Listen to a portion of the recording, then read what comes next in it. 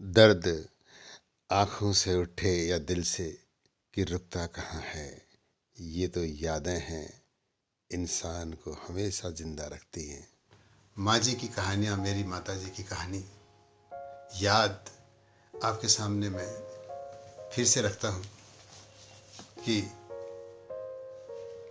हमारी माता जी बहुत सुंदर थी, बिल्कुल गोरा रंग और दिखने में भी बड़ी सुंदर थी। और बाबूजी हमारे बिल्कुल सांवले कलर के, काफ़ी सांवले कलर के। कहती थी तुम, हमारे पिताजी ने जब मेरी शादी की तो मंडुवे का जो दाना होता है गेहूं के दाने के साथ मिला दिया। लेकिन माताजी और पिताजी का आजीवन स्नेह बहुत अच्छी तरह से उन्होंने निभाया। तो एक बार क्या हुआ कि माताजी कितना खुश था इन हवाओं में, मन कहता है कोई मेरा बचपन लौटा दे। कुछ समय के लिए हमारे पिताजी के साथ गई थी और छोटा सा हमारा भाई था,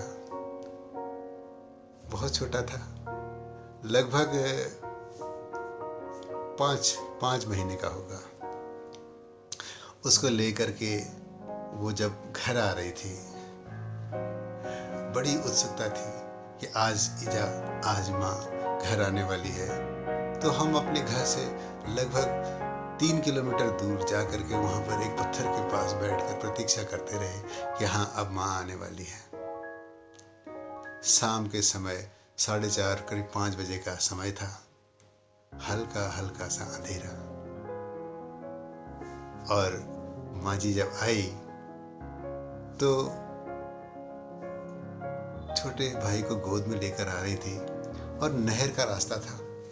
एक पत्थर पर जब मैंने देखा कि बैठे हुए कि माँ जी आ गई हैं, तो मैं जाते ही मैंने उनके पैर छू लिए और मैंने देखा छोटा भाई गोद में था, तो मैं बड़ा खुशी से बिल्कुल उछल गया। मैंने कहा लाओ लाओ मैं ले जाता हूँ इसको, छोटे भाई को। तो बोले नहीं तू गिरा देगा, तेरे बस की नहीं है, तू गिरा देगा। नहीं मैंने कहा मैं ले जाऊंगा इसको। मैं करीब मैं 7-8 साल का रहा हूँगा। तो मैंने इसको गोद में लिया और मैं नहर के किनारे चलने लग गया। नहर में पानी का हालांकि बहुत कम था, तो मैं जैसे ही थोड़ी देर आगे बढ़ा और मेरा पैर उलझा, मैं सीधे उसको ले करके उस नहर में गिर गया।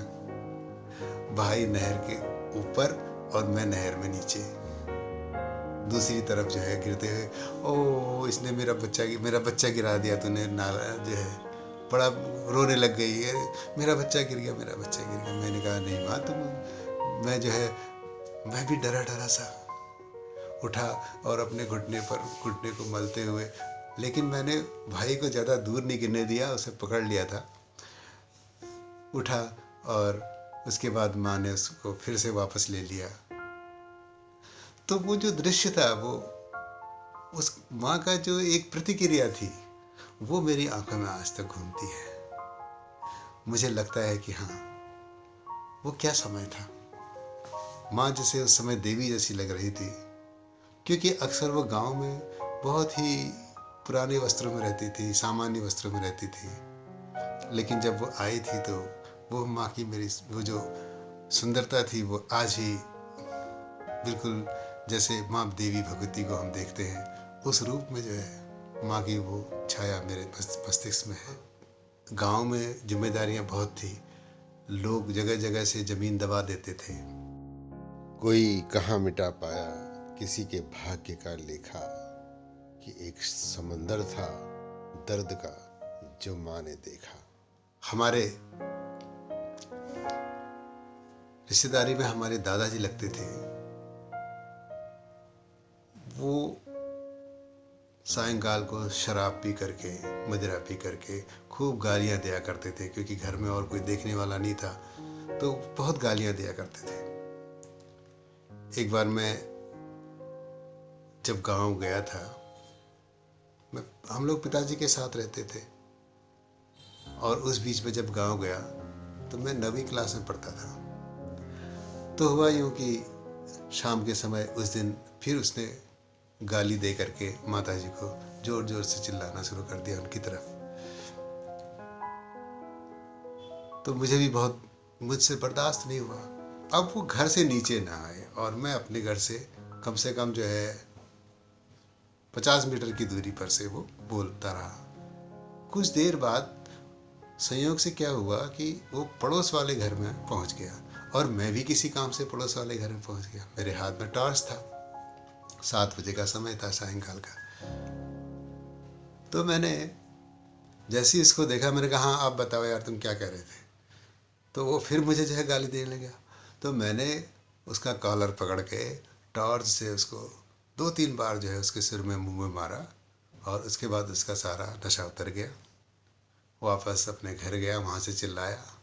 लेकिन उसके बाद जो बरसों से उसकी हमने शिकायत भी कर दी थी कि ये जो है पुलिस में भी शिकायत, थाने में भी शिकायत पिताजी ने लिख कर दे दी थी, लेकिन वो सुधरा नहीं।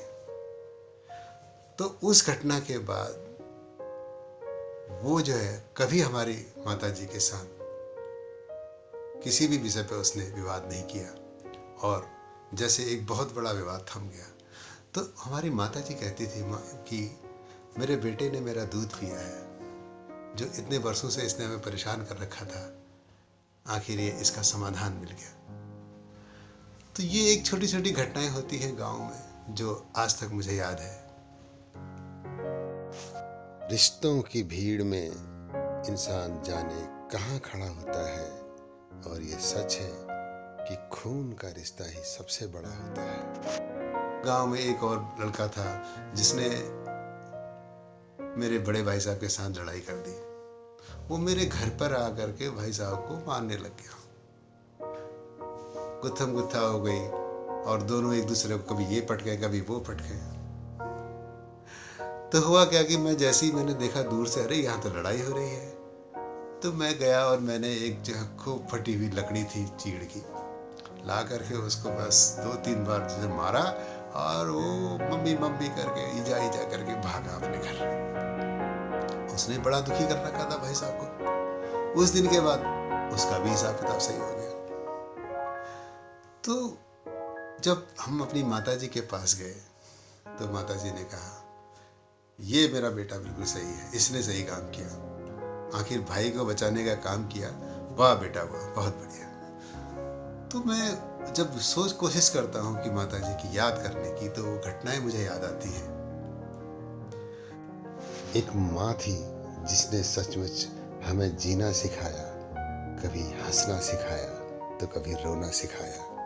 नाटक के समय रामलीला का मंचन हो रहा था, मैं उसका मैनेजर हुआ करता था। बीच बीच में कभी रावण, कभी दशरथ, कभी सूर्पनखा का मैं रोल कर लिया करता था। एक बार क्या हुआ कि मैं सूर्पनखा का रोल करते करते जब मैं नृत्य कर रहा था तो मेरी माताजी ने सामने बैठी हुई जनता के बीच में से कुछ ऐसा कमेंट कर दिया मेरे ऊपर कि किस तरह से नाच रहा है करके। तो मुझे वो कमेंट जो है बर्दाश्त नहीं हुआ और मैं सामने रखी हुई एक डंडी ले करके माताजी के पीछे दौड़ गया। और कि आपने मेरे को ऐसा क्यों बोला, सबके सामने इंसल्ट किया, बेइज्जती क्यों की। अब रामलीला हो ही रही थी, मैं डंडी ले करके मम्मी के ईजा के पीछे पीछे दौड़ रहा था। ईजा आगे मैं पीछे, ईजा आगे मैं पीछे। और थोड़ी दूर जा करके माँ जी ने वो डंडी पकड़ ली और मुझसे छीन ली। इस तरह रामलीला चलती रही और लोग खिलखिलाकर हंसते रहे। आज की कहानी यहीं तक